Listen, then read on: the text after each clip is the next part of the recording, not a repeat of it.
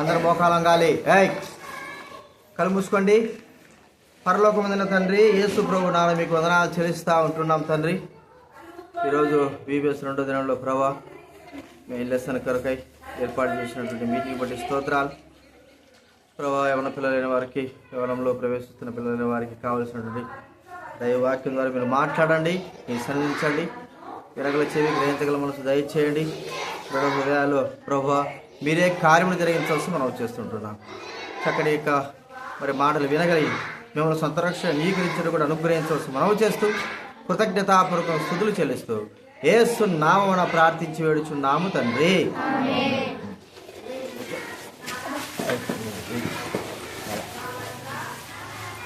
Bible తీయండి, మీ Bible తీయండి. అపోస్తల కార్యాలు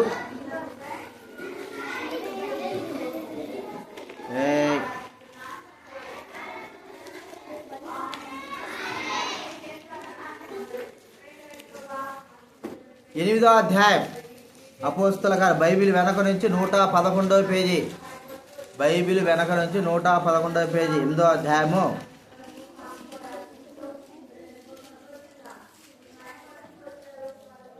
ముప్పై 36వ వచనం అందరూ చదువుకుందాం.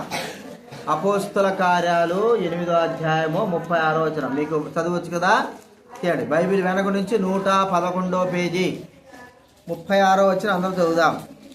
వారు త్రోవలో చొల్లుచుండగా నీళ్లున్న ఒక చోటుకు వచ్చినప్పుడు నపుంసకుడు, ఇదిగో నీళ్లు, నాకు బాప్తిస్మిచ్చుటకు ఆటంకమేమి అడిగి రథము నిలుపుమని ఆజ్ఞాపించను.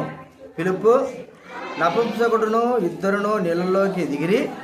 అంతటా పిలుపు అతనికి బాప్తిస్మము ఇచ్చాను కదా. ఇక్కడ ఈరోజు కథ ఏంటంటే చరిత్ర, బైబిల్ గ్రంథంలోని చరిత్ర. ఏం చరిత్ర? పిలుపు తర్వాత మరి నపుంసకుడు అనేటువంటి ఒక వ్యక్తి, కందాకి క్రింద అంటే షేబా దేశంలో ఒక నపుంసకుడు అనేటువంటి వ్యక్తి గురించి మనకు కథ చూస్తూ ఉంటున్నాం. పిలుపు బైబిల్ గ్రంథంలో యేసు ప్రభు శిష్యులు తర్వాత యేసు ప్రభు నందు విశ్వాసం ఉంచి దైవుడైన వారు ఆయా ప్రాంతాల్లో సువార్త చేస్తూ వచ్చారు. యేసు ప్రభు నమ్మిన వాళ్ళు ఏం చేయాలా? ప్రతి ఒక్కరూ యేసు ప్రభుని గురించి చెప్పాలి కదా. యేసు ప్రభు నమ్మిన తర్వాత మనం ఏం చేస్తాము? యేసు ప్రభు గురించి చెప్పాలి. ఎందుకు?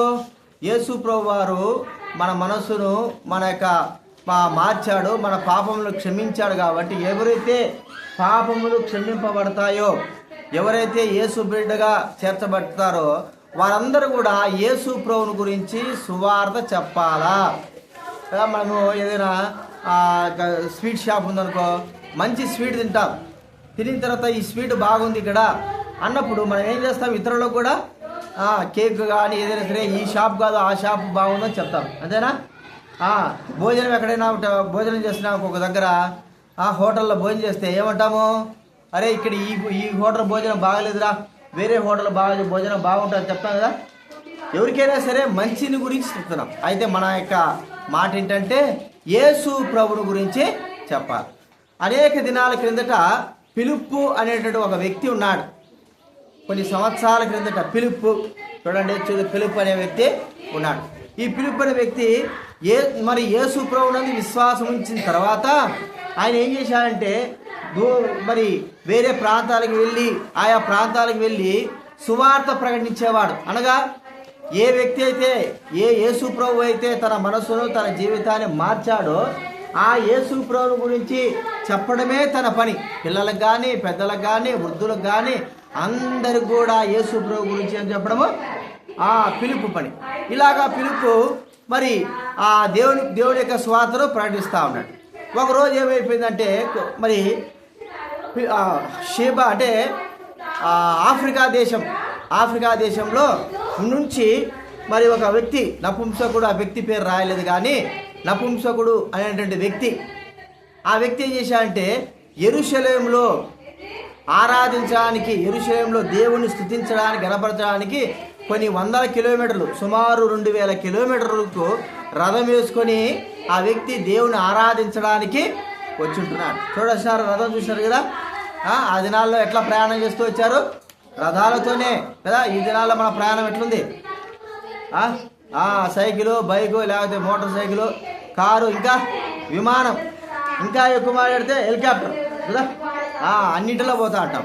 అప్పట్లో రథాలు లేకపోతే గుర్ర బండ్లు అనేటివి ఉన్నాయి. ఎక్కడి నుంచి వచ్చాడు ఆయన? 2000 కిలోమీటర్లు ఒక దేశం నుంచి ఇంకో దేశానికి వచ్చినాడు. అన్ని కిలోమీటర్లు ఎక్కడికి వచ్చాడంటే దేవుని ఆరాధించడానికి, దేవుని ఆలయంలో ఆరాధించడానికి వచ్చాడు. యెరూషలేంలో ఇక్కడేనా యెరూషలేం అనేటువంటి ప్రాంతం, యెరూషలేం అనే దేశం, ఆ దేశంలో దేవుని ఆరాధించడానికి కొరకై ఎన్ని కిలోమీటర్లు నుంచి వచ్చాడు చెప్పండి? 2000 కిలోమీటర్లు. మీరు ప్రతి ఆదివారం చర్చికి పోతున్నారా? నిజంగా చెప్పండి. ఎవరెవరు పోతున్నారో చేయొద్దండి, నిజంగా చెప్పాలా, ఊరికే మాటలు చెప్పదు. చర్చికి ఎవరెవరు పోతున్నారు? నువ్వు పోయామా? చర్చికి ఎవరెవరు పోతున్నారు చెప్పండి. నువ్వు పోవడం లేదు కదా? సరే, ఇంటికి వచ్చిన తర్వాత పోతున్నావా లేదా? Okay, very good.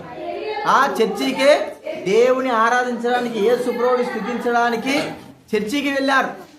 ఇప్పుడు మనం కూడా అలా వెళ్ళాలి. ఎక్కడి నుంచి వచ్చాడు ఆ వ్యక్తి? నపుంసకుడు అనేటువంటి వ్యక్తి చెప్పండి. ఆఫ్రికా దేశం నుంచి ఒక మంత్రి, ధనాగారం అంతటి పైన అధికారి, అంటే డబ్బు పైన అధికారి. ఆ వ్యక్తి చాలా దూరం నుంచి వచ్చాడు. ఆ వ్యక్తి మరి దేవుని ఆలయంలో ప్రవేశించి ఆరాధించిన తర్వాత, మనకు ఇప్పుడు బైబిల్ ఉన్నాయి కదా, ఈ బైబిల్ ఉన్నాయి చూసారా? ఈ బైబిల్ అప్పుడు ధర్మశాస్త్ర ఏమ్రా మీకే ముందుకు వచ్చి కూర్చుంటారా? ధర్మశాస్త్ర గ్రంథము మరి వాడు కొనుక్కున్నాడు. ధర్మశాస్త్ర గ్రంథం చూసారా? ధర్మశాస్త్రం అంటే ఇట్లా బైబిలే. మనం అందరం కూడా ఏం కొనుక్కోవాలి చెప్పండి? ఎవరికి నిజంగా సొంత బైబిల్ ఉంది? అమ్మల నాయనటి కాదు, సొంతగా ఎవరు తెచ్చుకున్నారు బైబిలు? మీకంటూ సొంత బైబిల్ ఎవరికి ఉంది కదా? అమ్మ నాయనది కాదు, మీకు తెచ్చుకోరు కదా. మరి బట్టలు కొనుక్కుంటున్నారు, కొత్తగా బట్టలు కొనుక్కుంటున్నారు, ఏం కావాలంటే ఏం కొనుక్కుంటున్నారు. మరి బైబిల్ కావాలి కదా, అర్థమైందా? ఈ వ్యక్తి కూడా ఏం చేశాడు తెలుసా? ఒక గ్రంథం, అప్పుడు ధర్మశాస్త్ర గ్రంథం, ఒకవేళ బైబిలే అనుకుందాం, అర్థమైందా? ఈ బైబిల్ ఏం చేశాడు ఆయన? కొనుక్కొని చదువుతా ఉన్నాడు. ఎవరు ఇతను? నపుంసకుడు అనేటువంటి ఒక వ్యక్తి వేరే దేశం నుంచి యెరూషలేంకి వచ్చి, యెరూషలేంలో దేవుని ఆరాధించిన తర్వాత అక్కడ ధర్మశాస్త్రము, దేవుని నీతి కలిగినటువంటి, సత్యమైనటువంటి, జీవం కలిగినటువంటి దేవుని వాక్యమును కొనుక్కొని తన రథంలో కూర్చొని చదువుతా వెళ్తా ఉన్నాడు కదా. మీరు ఈరోజు బైబిల్ చదివేటోళ్ళు చేయొద్దంటే ఎవరెవరు బైబిల్ చదివినారు ఈరోజు? ఉదయాన్నే లేస్తానే బైబిల్ చదివేటోళ్ళు 1, 2, 3, 4, 5. నువ్వు నిజం చదివినావా? తెలుసా? నువ్వు చదివినావా? బైబిల్ చదివినావా? మళ్ళీ చూస్తావా? ఈరోజు లేస్తానే చదవాలి కదా. బైబిల్ ఏం చేయాలి చెప్పు? ప్రతిరోజు ఎవరికెవరికి చదవచ్చు? అందరికి వచ్చు కదా, చదవచ్చు కదా. బైబిల్ కూడా తెలుగులోనే కదా ఉండేది. ప్రతిరోజు చూడండి, మన స్కూల్లో మన బుక్స్ చదువుకోకపోతే మనకేం రావు? 0 మార్కులు వస్తాయా లేదా? అలాగా మనం కూడా బైబిల్ కన్నా చదువుకోకపోతే మన జీవితం అంతా కూడా 0 అయిపోతుంది. అంటే దేనికి పనికిరాం, మన జీవితమే 0 అయిపోతుంది. అందుకే దేవుడు ఏం చేశాడంటే మనకందరికి కూడా జ్ఞానము, తెలివి కలిగినటువంటి దేవుని వాక్యాన్ని మనకు ఇచ్చినాడు. ఈ దేవుని వాక్యాన్ని మనం ఏం చేయాలా? ప్రతిరోజు ఉదయం లేవంగానే ఇక్కడ నా దిక్కు చూడాలా, ఎవరు? బైబిల్ లేని వాళ్ళందరూ నా దిక్కు చూడాలి.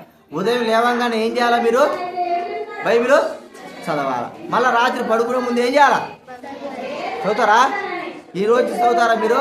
ఏమి చదువుతారా? చెప్పండి, చదువుతారా లేదా? బైబిల్ కొనుక్కోవాలి. బైబిల్ ఎందుకంటే మన బట్టలు కొత్తగా కొనుక్కున్నాం కదా, కొత్త బుక్స్ కొనుక్కుంటాం కదా, కొత్త బ్యాగులు కొనుక్కుంటాం, ఇవన్నీ కొనుక్కుంటాం. అన్నిటికంటే ముఖ్యంగా నీకే చెప్పేది, నా దిక్కు నవ్వినారా? మీరు ఇక్కడికి వచ్చి కూర్చుంటారు, ఆడపిల్లల మధ్య కూర్చుంటారు, నవ్వినారా కూర్చుంటారు.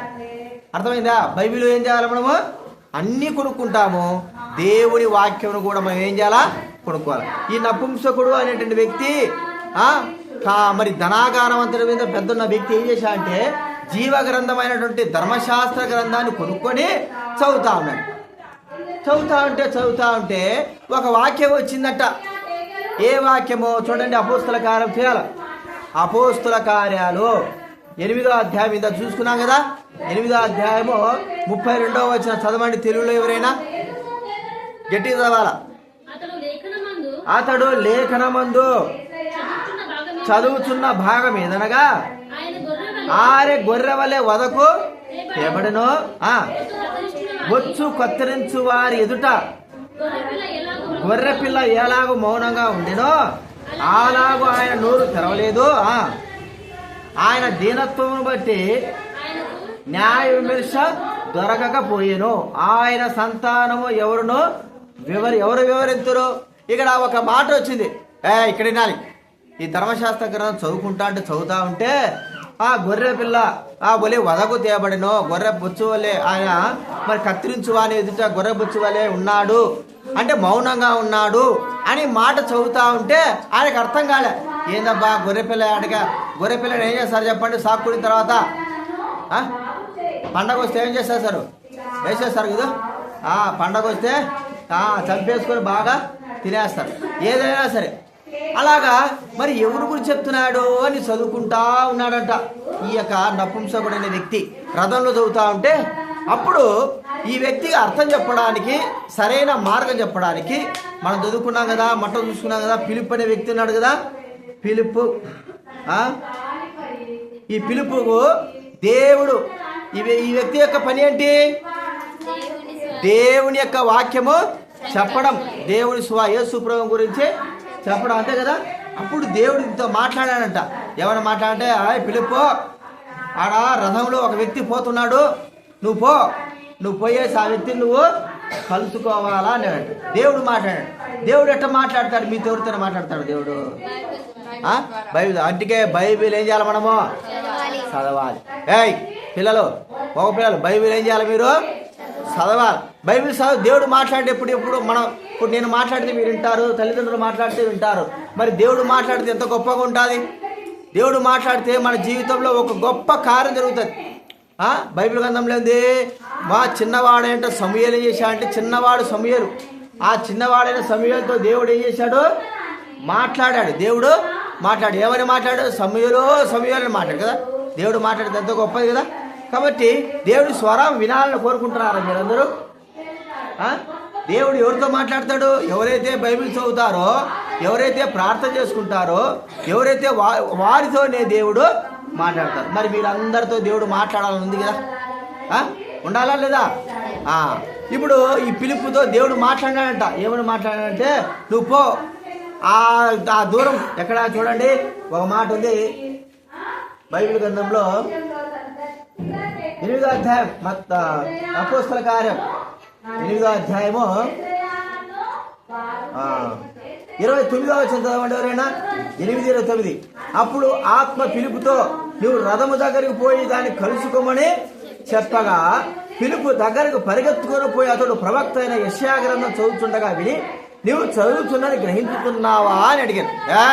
ఇక్కడ వినాలి. ఫిలిప్ ఏం చేశాడు చెప్పండి? రథం దగ్గరకు పోయినాడు కదా. రథం దగ్గర పోయినాడు ఫిలిప్పు. బాగా చేయడానికి ఫిలిప్ రథం దగ్గర పోయేసి, ఎవరు చదువుతున్నావు? రథంలో కూర్చొని ఏం చదువుతున్నాడు? నపుంసకుడైన వ్యక్తి ధర్మశాస్త్ర గ్రంథం చదువుతున్నాడు. చదువుతా ఉంటే దేవుడు పంపించాడు కదా ఫిలిప్పును. పంపిస్తే ఫిలిప్ అన్నాడు ఒక మాట, మీరు చదువుతున్నావు కదా ఆ ధర్మశాస్త్ర గ్రంథంలో, ఆ మాట నీకు అర్థమవుతుందా అన్నాడట. ఏం చదివాడు ధర్మశాస్త్ర గ్రంథంలో? యేసు ప్రభు యొక్క రాకడను గురించి, ఆయన యొక్క మరణాన్ని గురించి వ్రాయబడినటువంటి మాటలను చదువుతా ఉన్నాడు. రాబోయినటువంటి అదే యేసు ప్రభు గురించి ముందుగానే యెషయా గ్రంథంలో రాసినటువంటి మాటలను చదువుతా ఉన్నాడు. చదువుతా ఉంటే ఈ వ్యక్తికి అర్థం కాలే.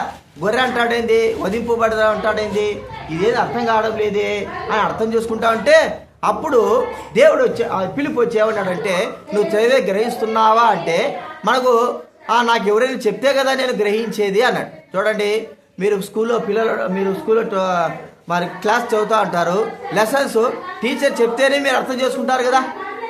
టీచర్ చెప్పకుండా అర్థం చేసుకుంటారా?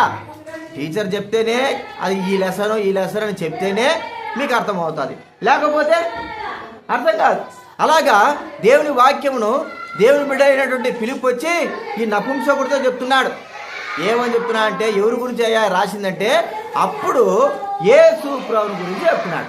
ఏమని చెప్పాడు యేసు ప్రభువుని గురించి అంటే, అయ్యా యేసు ప్రభు ఈ లోకానికి రావాలి, ఈ లోకంలోకి యేసు ప్రభు వచ్చిన తర్వాత సమస్త మానవాళి కొరకై, బాగా వినాలి, సమస్త ప్రజల కొరకై, మీ అందరి కొరకై ప్రజలందరి కొరకై ఒక గొర్రె పిల్ల ఎలాగైతే చంపబడతాదో అలాగా మన పాపాల కొరకే చంపబడాలి అని వ్రాసి ఉన్నది అని చెప్పాడు.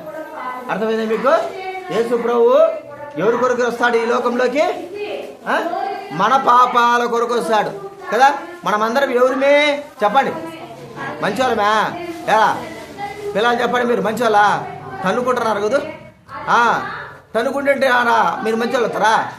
గిచ్చుకుంటుంటే మంచివాళ్ళు అవుతారా? కాదు. మనం అందరం ఎవరంటే పాపము చేస్తున్నటువంటి పాపాతులు. అంటే మనము పాపం మనలో ఉంది. ఇప్పుడు పాపము ఉంటున్న మన జీవితంలో ఏం జరుగుతుంది అంటే పాపం వలన వచ్చే జీతము ఏంటి? మరణము. ఇప్పుడు చూడండి, మీరందరూ ఇక్కడైనా ఎవడైనా సరే దొంగతనం చేసినాడా అనుకో, దొంగతనం చేస్తే పోలీసు వాడు పెట్టుకుంటారా, నువ్వు దొంగతనం చేసినావు ఇంటికి పోరా అంటాడా?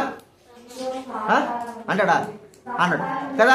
ఇద్దరు తనుకుంటున్నారు, తనుకుంటా ఉంటే వాడికి ఎవరు దెబ్బ తగిలింది అనుకో, పోలీసు వాడు చూశాడు గమ్ముగారే ఇంటికి పోతారు అంటారా?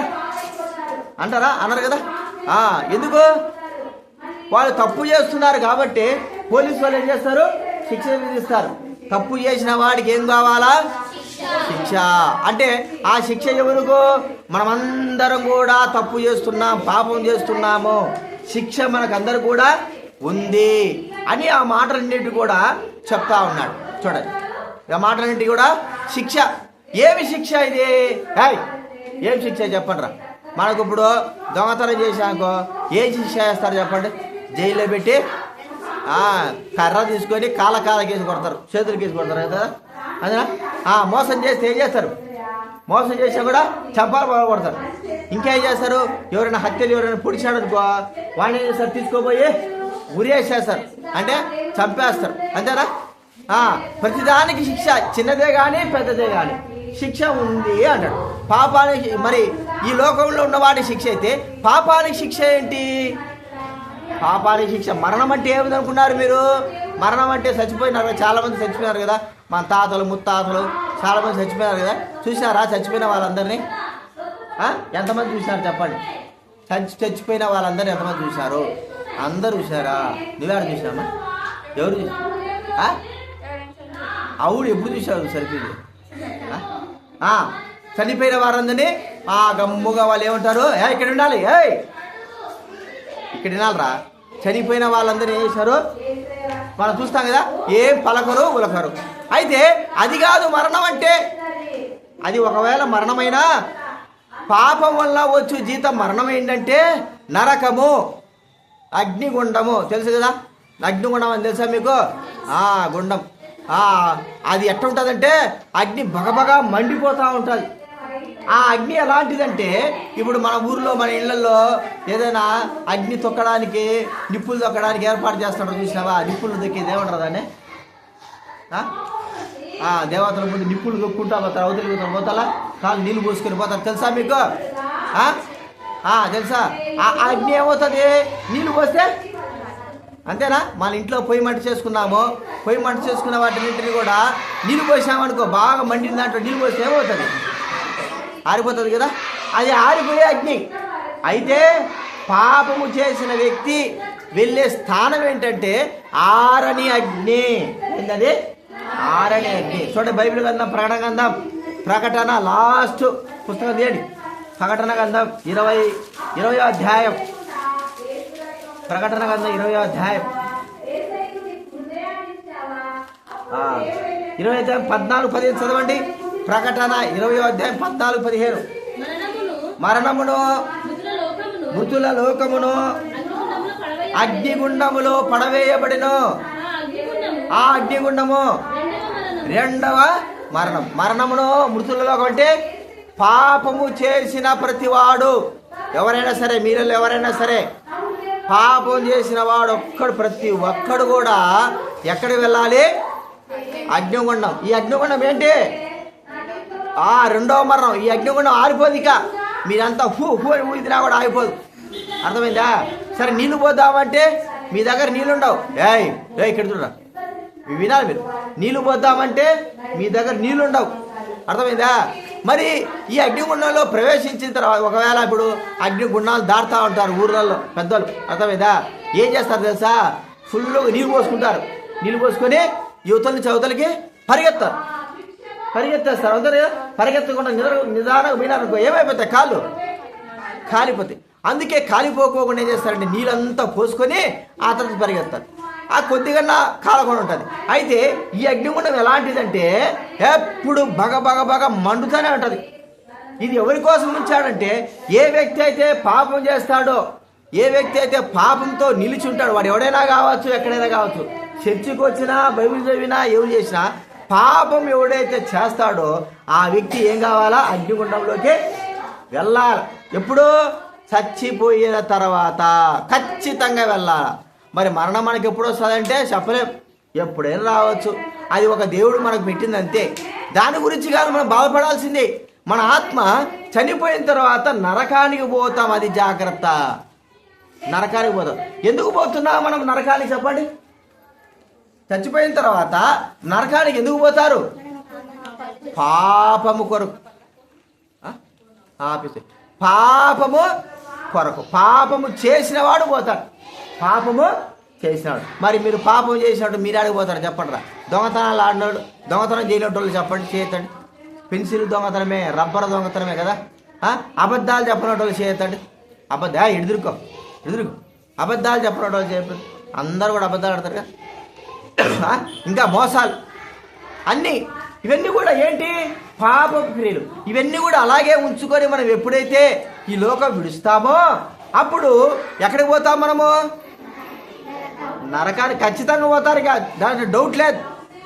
ఎవరు చూసినారులా కాదు, బాగా కూర్చో, దాంట్లో డౌటే లేదు. ఎవరైతే పాపం చేస్తారో ఖచ్చితంగా ఎక్కడికి పోతారో ఆ మాటలే చెప్తున్నాడు పిలుపుకి. ఎవరు?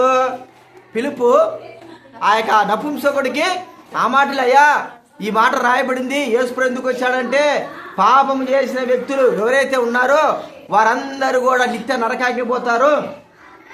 కాబట్టి ఒక గొర్రె పిల్లలాగా యేసు ప్రభువారు ఈ లోకానికి వచ్చాడు. గొర్రె పిల్ల ఎలాగైతే చనిపోతాదో, చంపబడతాదో, యేసు ప్రభు కూడా సిలువలో ఏమైపోయినాడు చెప్పండి? చనిపోయాడు. అర్థమైందా మీకు? యేసు ప్రభు కూడా ఏమేం చేశాడు? సిలువలో గొర్రె పిల్ల ఎందుకు చనిపోయినాడు యేసు ప్రభు వారు? మన పాపాల కొరకు, మన అపరాధాల కొరకు. ఆయన చనిపోకపోతే మన పాపాల ద్వారా మనకు వచ్చేది ఏంటి? నరకము, శిక్ష. అర్థమైందా? ఎవరికైనా సరే నేను ఇంట్లో ఉండాలి, మందిరంలో ఉండాలి, లేకపోతే ప్రార్థన చేసుకుంటున్నారే కాదు. పాప క్షమాపణ పొందకపోతే ప్రతి ఒక్కరు కూడా ఏముంది? శిక్ష, నరక శిక్ష ఉంది. ఎట్లాంటిదంటే బైబిల్ గ్రంథంలో ఉంది. నిజంగా నరకానికి పోయినట్టు ఒకడు ఉన్నాడండి.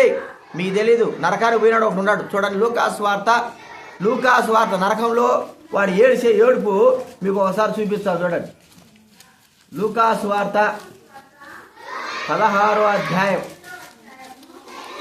లూకాసు వార్త 16వ అధ్యాయం చేయండి. బైబిల్ వెనక నుంచి 69వ పేజీ, కొత్త నిబంధనలో 16వ అధ్యాయం. లూకాసు వార్త 16వ అధ్యాయం.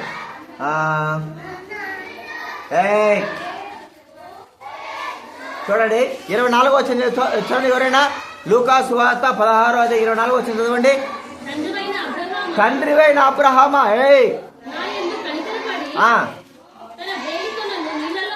వేలికులను నీళ్ళలో ముంచి చల్లార్చుటకు లాజరును పంపుము. నేను ఈ అగ్ని జ్వాలలలో యాతన పడుతున్నట. నిజంగా జరిగింది, ఊరికే కాదు రండి, నిజంగా జరిగింది. యాతన పడుతున్నాడు. ఎట్లా? మనకు అగ్గి తగిలిందనుకో, అగ్గిపెట్ట పొల తగిలిందనుకో, బొగ్గు తగిలిందనుకో, వేడిది ఏమవుతాం? బాబా అంటాం కదా. నిజంగా తర్వాత ఏమైపోతుంది చెప్పండి? అది అక్కడ బుడ్డ కడుతుంది, ఎంతో బాధ వేస్తుంది. 2 రోజులు 3 రోజులు. ఈవిడు ఏం చేశాడు? పాపం, ఒరే పాప క్షమాపణ పొందురా, యేసుప్రభువుని నమ్ముకోరా అంటే మీలాగే ఇష్టం వచ్చేటోడు చేస్తున్నాడు. చెప్పిన మాట వినేటోడు కాదు, కొట్టుకునేటోడు ఇష్టం వచ్చేటోడు తాగి తందనా చేస్తున్నాడు. ఒక రోజు వచ్చి చచ్చిపోయాడు. చచ్చిపోతే ఏడపోయినాడంటే నరకానికి పోయినాడు. నరకానికి పోయి ఏడుస్తాడు, కేకలు, ఓ రక్షించు రక్షించు నాయనా రక్షించు. మరి ఎవడు రక్షిస్తాడు? భూలోకంలో ఎంతో మంచి మాటలు చెప్తా అంటే వినకపోతేవి, నీ ఇష్ట ప్రకారం జీవిస్తేవి, వాందంతివి వీందంతివి, అబద్ధాలు చెప్తేవి, హత్యలు చేస్తేవి, సారాయి తాగితే అన్నీ చేస్తేవి, ఇప్పుడు ఏడున్నావు నువ్వు? నరకంలో ఉండవు. సరే, నరకంలో నుంచి ఏమైనా ప్రశాంతంగా బాగుంది అనుకోవడానికి లేదు. రోజు బాధ వేదన, అయ్యో అయ్యో అయ్యో అయ్యో అయ్యో అయ్యో వేదన పొందుతున్నాడు. ఇప్పటికి ఉన్నాడు, ఇప్పుడు కూడా ఉన్నాడు. అర్థమైంది మీకు? ఇప్పుడు కూడా ఉన్నాడు. ఎక్కడున్నాడు? నరకంలో ఉన్నాడు. ఎప్పుడు ఇది? ఏమో 100 సంవత్సరాలు, 4000 సంవత్సరాల కిందట చచ్చినోడు ఇప్పటికి కూడా కాల్తానే ఉన్నాడు. ఇంకా అట్టే ఉంటాడు. ఇంకా రాడు, బయటికి వచ్చేది బ్లాంక్. వాడు చేసే తప్పుకి వాడు ఎంత శిక్ష అనుభవించాడు చూడండి. అందుకే యేసు ప్రభు వారు ఏం చేశాడంటే మనందరినీ ప్రేమించి మనం ఆ స్థలంలోకి పోకూడదని ఈ లోకంలోకి దేవుడు, యేసు ప్రభు ఎవరండి? ఎవరు చెప్పు? దేవుడు నిన్ను నన్ను రక్షించడానికి ఏం చేశాడు? ఆయన ఇక్కడైనా ఈ భూలోకంలోకి మనిషిగా వచ్చి మన పాపాలన్నిటిని కూడా తన పైన వేసుకున్నాడు. ఇక్కడైనా మన పాపాలన్నీ కూడా తన పైన వేసుకున్నాడు. పాపములు, మనం చేసిన అపరాధాలు, మనకు రావాల్సిన శిక్ష అంతా కూడా యేసు ప్రభు వారు, దేవుడైన యేసు ప్రభు వారు ఏం చేశాడంటే మన పాప శిక్షను అనుభవించాడు. ఇప్పుడు చూడండి, మీరున్నారనుకో, మీరు తప్పు చేశారు, అర్థమైందా మీకు? దొంగతనం చేశారు, బాగా విన్నాడే మగపిల్లలు వినరా, దొంగతనం చేసినారు. వెంటనే పోలీసు వాళ్ళు మేము పట్టుకున్నారు. పోలీసు వాళ్ళని పట్టుకొని ఏమడుగుతారు చెప్పండి రా? ఏమడుగుతారు మిమ్మల్ని? ఎందుకు చేసినా దొంగతనం అంటారా? తర్వాత అడిగే మాట ఏంది? మొట్టమొదట రెండో మాట, మీ అమ్మ మీ నాయన పేరేంట్రా అడుగుతారా కదా? ఫలానా అని చెప్తాం. మీ అమ్మ మీ నాన్నకి ఏం చేస్తారు? ఫోన్ చేస్తారా? మీ అమ్మ మీ నాన్న వచ్చిన తర్వాత ఏం చేస్తారు వాళ్ళు? అయ్యా మీ కొడుకు దొంగతనం చేశాడు. ఇప్పుడు దొంగతనం వీళ్ళు జైల్లో పెడతాం. వీడు ఒక 2000 ఇవ్వాలా, 2000 ఇస్తే వీడు వదిలిపెడతాం. ఎందుకంటే వీడు దొంగతనం చేశాడు. ఇక్కడ 2000 ఇవ్వాలా, 2000 ఇస్తేనే వీడు విడుదల చేస్తాం. వీడు దొంగతనం చేశాడు అంటే 2000 మీలో ఎవరు కడతారా? దొంగతనం చేసేటోళ్ళు. నువ్వు కడతావరా? నువ్వు కడతావా? నువ్వే చెప్పు, ఇక్కడ కడతావా? నీ దగ్గర ఉంటుందా? లేదు. ఎందుకు? నువ్వు దొంగతనం చేశావు, నీ దగ్గర ఏమీ లేదు. ఇప్పుడు ఎవరు ఏం చేయాలా? సాయం చేస్తే ఎవరు చేయాలి నీకు? దొంగతనం చేసేవాడికి సాయం చేస్తే ఎవరు చేయాలి చెప్పండి? వేరే వాళ్ళు వచ్చి చేస్తాడా? వేరే తాత ముత్తాతలు అయితే పక్కన వాళ్ళు పెదనాయన చేస్తారా? ఎవరు చేస్తారు? మన అమ్మ నాయన వచ్చి సాయం చేయాలి. 2000 కట్టి ఏం చేయాలి? మనల్ని విడిపించుకోవాలి. అర్థమైందా మీకు? మరి యేసు పాపంలో ఉంటున్న మనకందరూ కూడా ఎవరు సాయం చేయాలా? దేవుడే సాయం. ఈ దేవుడు ఎవరు? మనల్ని పుట్టించినాడు. ఎవరు? యేసు ప్రభువు మనల్ని పుట్టించాడు. మనల్ని పుట్టించిన యేసు ప్రభువే మనకు సాయం చేయాలి. ఎలాగ సాయం చేశాడు? ఇక్కడ వినాలా? వినరా? ఇక్కడ బాగుచ్చు, వాని మీద ఎందుకంటే బాగుచ్చు నువ్వు ఎవరు మనల్ని పుట్టించింది? ఎవరు? యేసు ప్రభువే కదా. ఇప్పుడు మన పాపాల కొరకు ఎవరు బలి కావాలా, ఎవరు సాయం చేయాలంటే యేసు ప్రభు చేస్తేనే.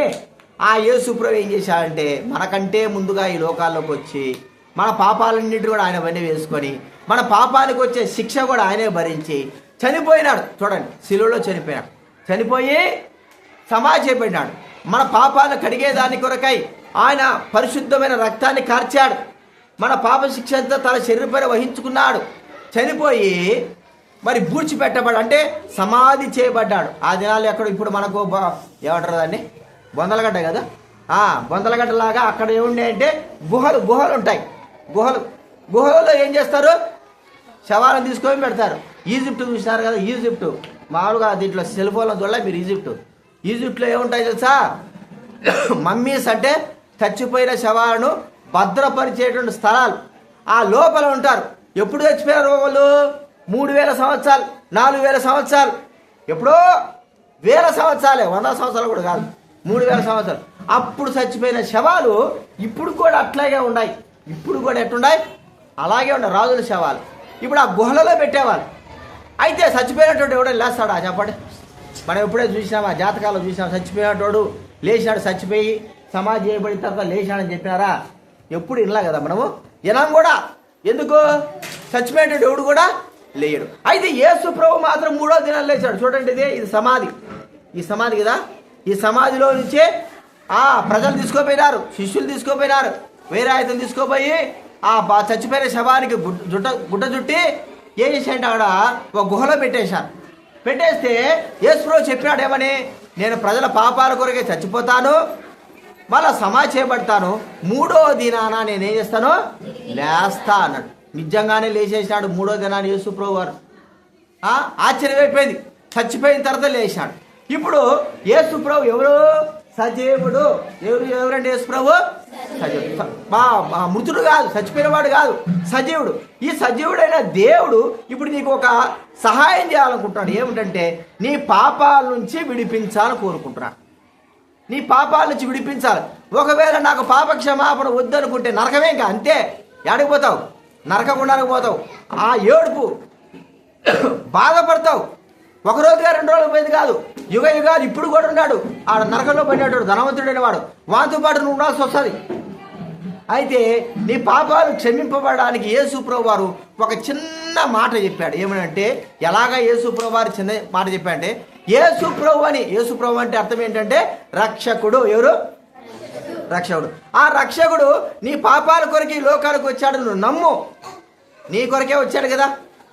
కుక్కల కొరకు, లేదా జంతువుల కొరకు, లేదా చెట్ల కొరకు కాదు కదా వచ్చింది. ఎవరి కొరకు వచ్చాడు? ఈ యేసుప్రభు. ఇక్కడ వినాలా? యేసుప్రభు ఎవరి కొరకు వచ్చాడు చెప్పండి? మన కొరకే వచ్చాడు. వచ్చిన ఆయన ఏం చేశాడు? మన కొరకే చనిపోయాడు. ఇప్పుడు నీవు హృదయంలో విశ్వసించాలి, నమ్మాలి. యేసుప్రభువా, నా పాపాల కొరకు వచ్చినావు, నా పాప క్షమాపణ కొరకు నువ్వు ప్రాణం ఇచ్చినావు, గొర్రెపిల్లలాగా నమ్మినా, మరి నువ్వు చంపినావు అని ఎప్పుడైతే నువ్వు ఈ నపుంసకుడిలాగా నమ్ముతావో రక్షింపబడతావు. అంటే నీ ఆత్మ రక్షింపబడుతుంది. నీ ఈ లోకంలో ఎప్పుడైతే చచ్చిపోయినా నువ్వు ఎక్కడికి పోతావు? కరెక్ట్ డైరెక్ట్గా దేవుని దగ్గరికి వెళ్ళిపోతావు. లేకపోతే పాపాలు క్షమింపబడకపోతే ఎక్కడికి పోతావు? నువ్వు కూడా నరకానికి పోతావు. ఎవరు? ధనవంతుడైన వాడు ఉన్నాడు నరకంలో, వాని దగ్గరికి వెళ్తావు. కాబట్టి మనకు ఎంత సులువైన విషయం కదా యేసుప్రభుని మన హృదయంలో చేర్చుకోవడం. సులువైన విషయం. ఆహ్వానిస్తే చాలు, యేసుప్రభువా నా హృదయంలోకి రా, నా పాపాలు క్షమించు, నా జీవితం మార్చు అని అడిగితే చాలు. అడగకపోతే నిత్య నరకం ఉంది, గుర్తించుకో. తర్వాత నువ్వు తప్పించుకోలేవు. కాబట్టి ఆ నపుంసకుడు అంగీకరించాడు, నాకు యేసుప్రభు కావాలా, ఆయన నా కొరకే ప్రాణం పెట్టండి, నమ్ముతున్నాను అన్నాడు. అంతే, రక్షింపబడ్డాడు, బాప్తిజం తీసుకున్నాడు, దేవుని బిడ్డ అయిపోయినాడు, చనిపోయినాడు, మోక్షానికే వెళ్ళిపోయాడు. ఎప్పటికైనా సరే.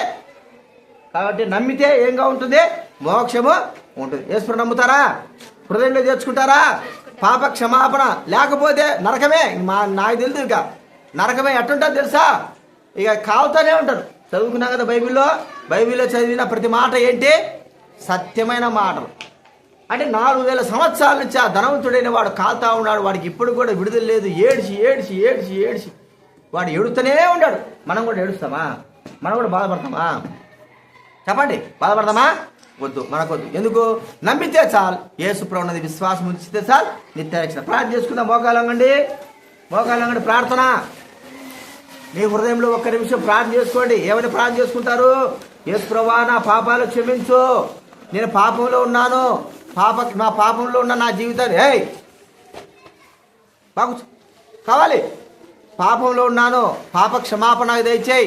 నేను కూడా పాపంలో చనిపోతే మరణాన్ని పొందుతాను, నరకం పోతాను.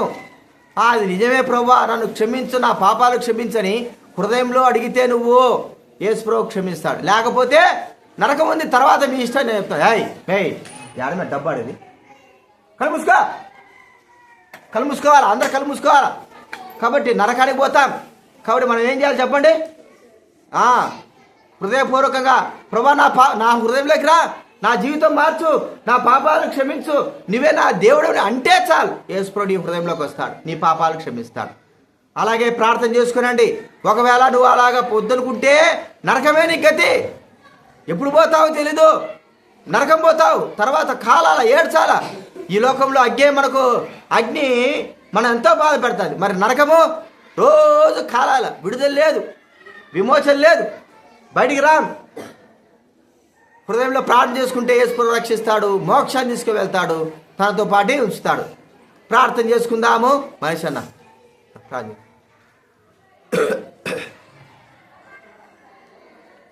ప్రార్థన చేసుకోండి. కళ్ళు మూసుకోవాలా? కళ్ళు మూసుకొని ప్రార్థన చేసుకోవాలా? ఎవరు కళ్ళు తెరవద్దు. ప్రార్థన చేసుకుందాం. పరలోకమందున్న మా తండ్రి, పరిశుద్ధమైన మా దేవ యెహోవా యేసుక్రీస్తు మా రక్షకుడా, నీ పాదాలకు వందనాలు, స్తోత్రాలు. తండ్రి, నీ దాసు నిలబెట్టుకుని మీరు మాట్లాడిన ప్రతి మాటను బట్టి వందనాలు. ఉన్నటువంటి హృదయాల్లో నీరు గట్టి ఫలింపజేయము. నీ సన్నిధి తోడుగా ఉంచండి. నీవే లోక రక్షకుడవు. నీవు మా కొరకే లోకానికి వచ్చినావని, మా కొరకే చనిపోయినావని, మా కొరకే సమాధి చేయబడ్డావని, మా కొరకే తిరిగి లేచినావని ఎవరైతే నమ్మినారో వారి హృదయంలోకి వచ్చి వారిని సంతోషింపజేయమని ప్రార్థన చేస్తుంటున్నాం. అట్టి తీర్మానము మా పిల్లలలో ఎవరైతే చేసుకున్నారో వారిని జ్ఞాపకం చేసుకోండి. విన్నటువంటి వాక్యము శత్రువు చెత్తుకుని పోకుండా సహాయం చేసి మీరే యోబు 1:10 ప్రకారంగా కంచె వేయమని ప్రార్థన చేస్తుంటున్నాం. తండ్రి, ఇంతవరకు నీ దాసుల ద్వారా మరి పరసంబంధమైన మాటలు వినిపిస్తూ వచ్చిన విధానమును బట్టి వందనాలు. అట్టి తీర్మానం చేసుకున్నటువంటి వారందరినీ దీవించి నీ రాజ్యం కొరకే సిద్ధపరచండి. ప్రభా, ఈ పిల్లల్లో నుండి నీకు ఇష్టమైనటువంటి వారిని, నీ దాసులైన వారిని, పరిచారకులను, ప్రార్థనా పరులను ప్రభా నీ యొక్క కుమారులుగా స్వీకరించుకొని మీరే లేపమని ప్రార్థన చేస్తుంటున్నాం. ప్రేమగల పరలోకపు తండ్రి, మరి ఒకసారి మీరు ఇచ్చినటువంటి శ్రేష్టమైన సమయం, సందర్భాన్ని బట్టి ఎంతో వందనాలు, స్తోత్రాలు చెల్లిస్తూ యేసు నామములో ప్రార్థిస్తున్నాం తండ్రి. ఆమేన్. కూర్చోండి, క్లాస్కి పోండి, కూర్చోండి.